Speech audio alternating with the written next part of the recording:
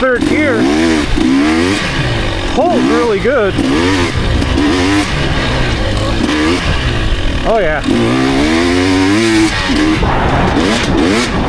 All right guys, today is going to be like kind of a little review slash first impressions of the FMF gnarly header pipe.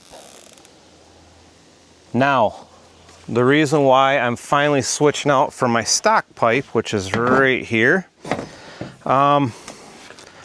Stock pipe is actually really good. It's a really smooth power band throughout the whole range, the RPM range. But, you know, I got my normal dings in it. It's kind of hard to do this one-handed, but dings all over the place. Some good dents in here. But I took a pretty good digger at the Muskegon Motorcycle Club, and I kind of twisted up the very tip of the head pipe, I guess you could say, but it might not show up on video, but it's got a really good sized crease right there. And you know, the bike still had plenty of power, but what I noticed is on the starts during hare scrambles, I would get off the line before a few people. You know, I was getting off the line pretty good, and people were just still pulling away from me. So I was like, you know what, maybe it's time for a new pipe. So anyways, that one's not in too bad a condition, but that crease right here is what really gets me, because it's pretty significant. So anyways, this will be my first ride on the FMF Gnarly. Mounted up great. Things are pretty expensive, but yeah, I'm excited to see what she feels like.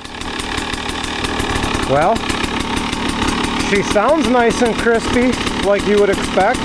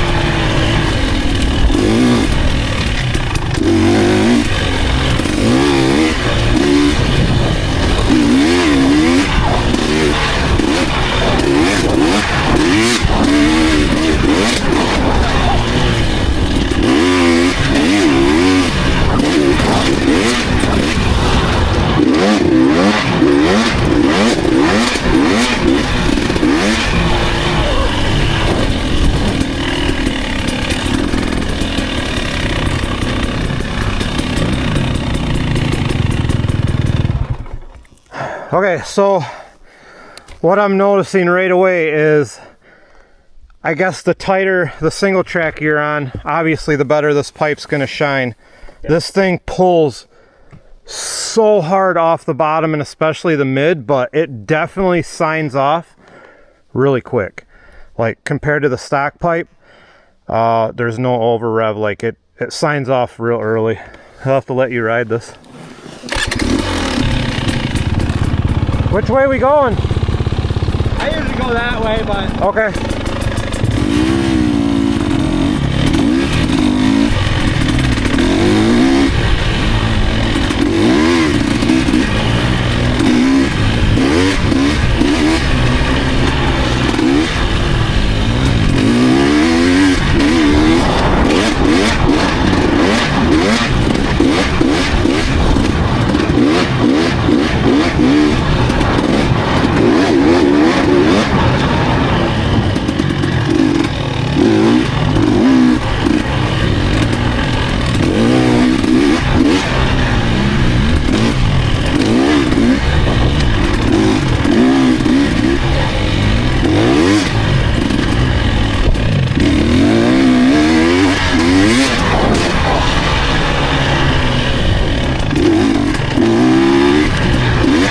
Ooh, I am rusty.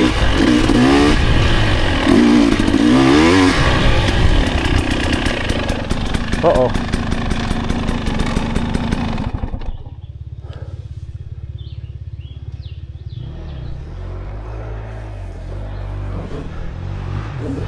I heard something. I thought I heard him stall or go down.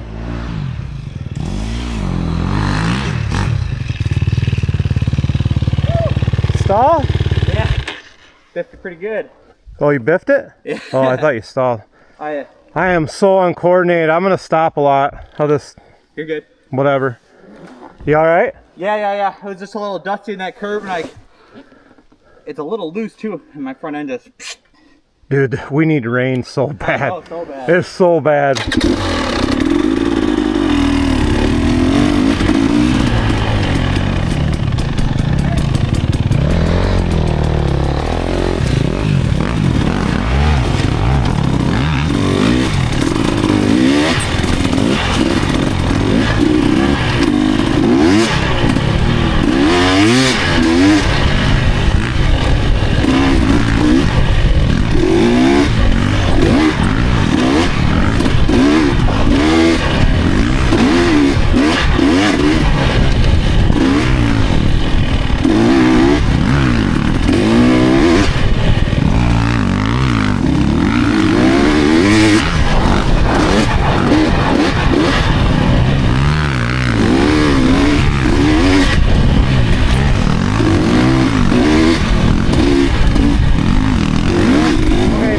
Switcheroo, he thinks it's good to go. So, oh, there's a little clutch there. It came back.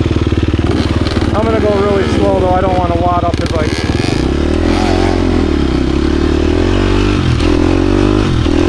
Oh my God! Does this feel weird?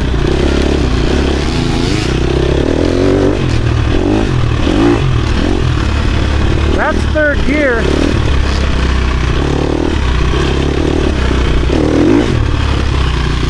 There's nothing. There's nothing.